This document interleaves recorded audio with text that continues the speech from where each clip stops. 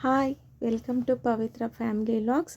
ನಾನಿವತ್ತು beetroot veg momos ಯಾವ ರೀತಿ ಮಾಡೋದು ಅಂತ ಹೇಳ್ಬಿಟ್ಟು ತೋರಿಸ್ಕೊಡ್ತಾ ಇದ್ದೀನಿ. ಯಾರೆಲ್ಲರಿಗೂ ಬೀಟ್ರೂಟ್ ಇಷ್ಟ ಎಲ್ಲ ಸ್ಕಿಪ್ ಮಾಡ್ಕೋಬೋದು. ಮಿಕ್ಕಿದೆಲ್ಲನೂ ಸೇಮ್ ಪ್ರೊಸೀಜರ್ಸೇ ಇರುತ್ತೆ. ವೆಜ್ ಮೋಮೋಸ್ ಅಂತೂ ಮನೆಯಲ್ಲಿ ಯಾವುದೇ ರೆಸ್ಟೋರೆಂಟ್ಗಿಂತನೂ ಟೇಸ್ಟ್ 1% ಸಹ ಕಡಿಮೆ ಆಗೋದಿಲ್ಲ. ಅಷ್ಟು ರುಚಿಯಾಗಿರೋವಂಥ ಮೋಮೋಸ್ನ ನಾವು ಮನೆಯಲ್ಲೇ ತಯಾರು ಮಾಡ್ಕೊಳ್ಬೋದು. ನಾನು ಇಲ್ಲಿ ಬೀಟ್ರೂಟ್ನ ಉಪಯೋಗಿಸ್ಕೊಂಡು ಮಾಡಿದ್ದೀನಿ. ಈಗ ಬೀಟ್ರೂಟ್ ಕಲರ್ ಇಷ್ಟ ಆಗೋದಿಲ್ಲ ಅಂತ ಅನ್ನೋರು ಖಂಡಿತ ಬೀಟ್ರೂಟ್ನ ಸ್ಕಿಪ್ ಮಾಡ್ಕೊಳ್ಳಿ, ಟೇಸ್ಟ್ ಮಾತ್ರ ಸೇಮ್ ಇರುತ್ತೆ. ನಾನಿಲ್ಲಿ 1 ಕಪ್ಪು ಮೈದಾ ತೊಗೊಂಡಿದ್ದೀನಿ. ಅದಕ್ಕೆ ರುಚಿಗೆ ಬೇಕಾದಷ್ಟಂತ ಉಪ್ಪನ್ನು ಸೇರಿಸ್ಕೊಳ್ತಾ ಇದ್ದೀನಿ.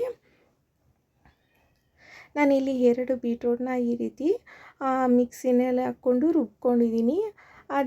ಅದರ ಜ್ಯೂಸನ್ನ ಮಾತ್ರ ನಾನು ಇಲ್ಲಿ ಉಪಯೋಗಿಸ್ತಾ ಇದ್ದೀನಿ. ನೋಡ್ತಿರ್ಬೋದು ನೀವು. ಈ ರೀತಿಯಾಗಿ ಮೈದಾ ಹಿಟ್ಟಿಗೆ ನಾವು ಇದನ್ನು ಸೇರಿಸ್ಕೊಳ್ತಾ ಕಲಿಸ್ಕೊಳ್ತಾ ಬರಬೇಕು.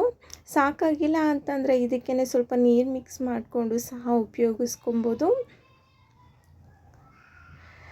ಪೂರಿ ಹಿಟ್ಟಿನ ಅದಕ್ಕೆ ಇದನ್ನು ಕಲಿಸ್ಕೊಳ್ಬೇಕು.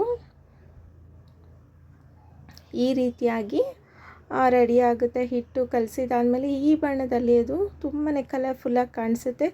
1 ಸ್ಪೂನು ಎಣ್ಣೆನ ನಾನಿಲ್ಲಿ ಸೇರಿಸ್ಕೊಂಡು ನಿಧಾನಕ್ಕೆ ಇದನ್ನು ಮತ್ತೆ ನಾದ್ಕೊಂಡು ಇದನ್ನು ಒಂದು 15 ಮಿನಿಟ್ಸ್ ಇದನ್ನು ಪಕ್ಕಕ್ಕೆ ಎತ್ತಿಡೋಣ. ಈಗ ಎಲೆಕೋಸನ್ನು ನೀಟಾಗಿ ಚಿಕ್ಕದಾಗಿ ಕಟ್ ಮಾಡಿ ನಾನಿಲ್ಲಿ ತೊಳ್ಕೊಂಡು ಉಪಯೋಗಿಸ್ತಾ ಇದ್ದೀನಿ.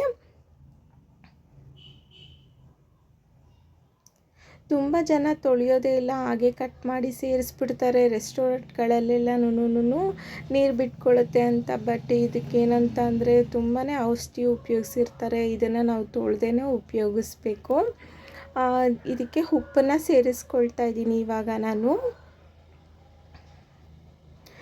ಎಲೆಕೋಸು ಏನಿದೆ ತುಂಬ ದಪ್ಪ ಕಟ್ ಮಾಡಬಾರ್ದು. ಚಾಪರ್ ಇದ್ದರೆ ಚಾಪರಲ್ಲಿ ಕಟ್ ಮಾಡ್ಕೊಳ್ಳಿ, ನೀಟಾಗಿ ಸಣ್ಣದಾಗಿ ಅದು ಕಟ್ ಆಗಿಬಿಡುತ್ತೆ, ಚೆನ್ನಾಗಿರುತ್ತೆ. ತುಂಬ ದಪ್ಪ ಇರೋದಿಲ್ಲ. ನಾನಿಲ್ಲಿ ಚಾಕು ಸಹಾಯದಿಂದನೇ ಕಟ್ ಮಾಡ್ಕೊಂಡಿದ್ದೀನಿ. ತುಂಬ ಸಣ್ಣಕ್ಕೆ ಕಟ್ ಮಾಡಿಕೊಳ್ಬೇಕು. ಈಗ 1 ಕ್ಯಾರೆಟ್ನ ನಾನು ಇಲ್ಲಿ ತುರ್ಕೊಂಡಿದ್ದೀನಿ, ಅದನ್ನು ಸಹ ನಾನು ಇಲ್ಲಿ ಸೇರಿಸ್ಕೊಳ್ತಾ ಇದ್ದೀನಿ. ಮತ್ತು ಒಂದು ಅರ್ಧ ಈರುಳ್ಳಿ, ಇದನ್ನೆಲ್ಲ ಮಿಕ್ಸ್ ಮಾಡಿಕೊಂಡು ನಾನು ಒಂದು 5 ನಿಮಿಷ ಇದನ್ನು ಪಕ್ಕಕ್ಕೆ ಇಟ್ಬಿಡ್ತೀನಿ. ಇದರಲ್ಲಿರೋವಂಥ ನೀರಿನ ಅಂಶ ಎಲ್ಲನೂ ಬಿಟ್ಕೊಳ್ಳುತ್ತೆ. ಆಮೇಲೆ ನಾವು ಇದನ್ನು ರೆಡಿ ಮಾಡಿಕೊಳ್ಬೇಕು. ನೋಡ್ತಿದ್ದೀರಾ, ಇದು ಒಂದು 5 ನಿಮಿಷ ಆದಮೇಲೆ ನಾನು ಈ ರೀತಿ ಹಿಂಡಿ ತೋರಿಸ್ತಿದ್ದೀನಿ ಯಾವ ರೀತಿ ನೀರು ಬರ್ತಿದೆ ಅಂತೇಳ್ಬಿಟ್ಟು.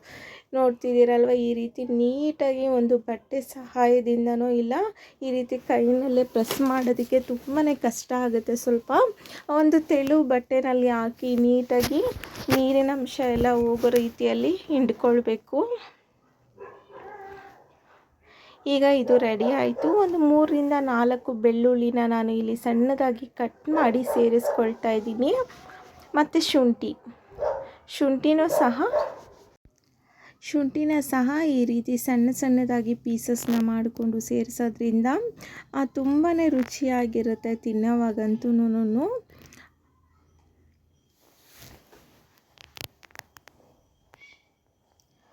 ಇದು ನೀರಿನ ಅಂಶ ಯಾವುದೂ ಇರಬಾರ್ದು. ನೋಡಿ, ನಾನು ಇಲ್ಲಿ ತೋರಿಸಿದ್ನಲ್ವ ಅದೇ ರೀತಿ ಇದು ಉದ್ರಾಗಿರಬೇಕು. ಇಲ್ಲಾಂದರೆ ಮೋಮೋಸ್ ಸ್ಟಫ್ ಮಾಡಿದಾಗ ಕಿತ್ತೋಗೋ ಚಾನ್ಸಸ್ ಇರುತ್ತೆ. ನಾನಿಲ್ಲಿ ಒಂದು ಅರ್ಧ ಸ್ಪೂನು ಸೋಯಾ ಸಾಸ್ನ ನಾನು ಇಲ್ಲಿ ಸೇರಿಸ್ಕೊಳ್ತಾ ಇದ್ದೀನಿ. ಮತ್ತು ಒಂದು ಅರ್ಧ ಸ್ಪೂನು ನಾನಿಲ್ಲಿ ಕಾಳು ಮೆಣಸಿನ ಪುಡಿ, ಪೆಪ್ಪರ್ ಪೌಡರ್ನ ಸಹ ನಾನು ಇಲ್ಲಿ ಸೇರಿಸ್ಕೊಳ್ತಾ ಇದ್ದೀನಿ.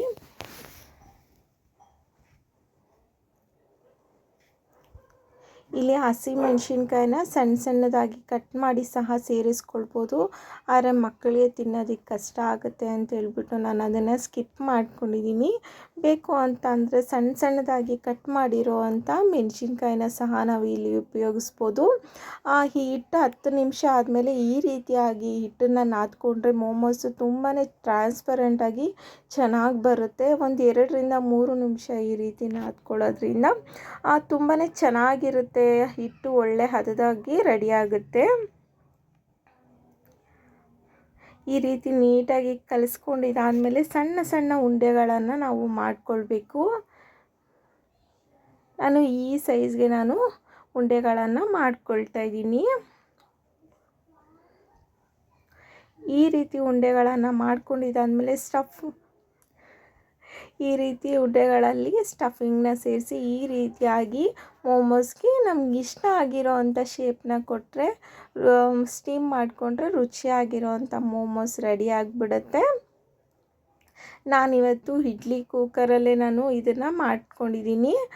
ಒಂದು 10ರಿಂದ 15 ನಿಮಿಷ ನಾವು ಮೀಡಿಯಮ್ ಫ್ಲೇಮಲ್ಲಿ ಕುಕ್ ಮಾಡಿಕೊಂಡ್ರೆ ರೆಡಿ ಆಗಿಬಿಡುತ್ತೆ. ನೋಡ್ತಿದ್ದೀರಾ ಅಲ್ವಾ, ಕಲರ್ಫುಲ್ ಆಗಿರೋ ಅಂಥ ಮೋಮೋಸ್ ಇವಾಗ ರೆಡಿ ಆಗೋಯಿತು. ಆ ವಿಡಿಯೋ ಇಷ್ಟ ಆಗಿದ್ದರೆ ಲೈಕ್ ಮಾಡಿ, ಶೇರ್ ಮಾಡಿ, ಮತ್ತು ಚಾನಲ್ನ ಯಾರೆಲ್ಲ ಹೊಸ್ದಾಗಿ ನೋಡ್ಕೊಳ್ತಾ ಇದ್ದೀರಾ ಅವರು ಸಬ್ಸ್ಕ್ರೈಬ್ ಮಾಡ್ಕೊಳ್ಳೋದನ್ನು ಮರಿಬೇಡಿ. ಖಂಡಿತವಾಗ್ಲೂ ರೆಸಿಪಿನ ಟ್ರೈ ಮಾಡಿ, ತುಂಬಾ ರುಚಿಯಾಗಿರುತ್ತೆ ಮತ್ತು ಎಲ್ಲರಿಗೂ ಸಹ ಅದು ಇಷ್ಟ ಆಗುತ್ತೆ. ಯಾವುದೇ ಹೋಟೆಲ್ಗಿಂತ ರೆಸ್ಟೋರೆಂಟ್ ಸ್ಟೈಲ್ಗಿಂತನೂ ಮನೆಯಲ್ಲಿ ತುಂಬಾ ರುಚಿಯಾಗಿರೋ ಸುಲಭವಾಗಿ ನಾವು ಮಾಡ್ಕೊಳ್ಬೋದು. ಬೀಟ್ರೋಟು ಸಹ ತುಂಬಾ ಹೆಲ್ತಿಗೆ ಒಳ್ಳೆಯದು. ಬೀಟ್ರೋಟ್ ತಿಂದೇ ಇರೋರಿಗೆ ಆಲ್ಟರ್ನೇಟಿವ್ ಆಗಿ ಈ ರೀತಿ ಮಾಡೋದು ತುಂಬಾ ಚೆನ್ನಾಗಿರುತ್ತೆ ಅಂತಲೇ ಹೇಳ್ಬೋದು.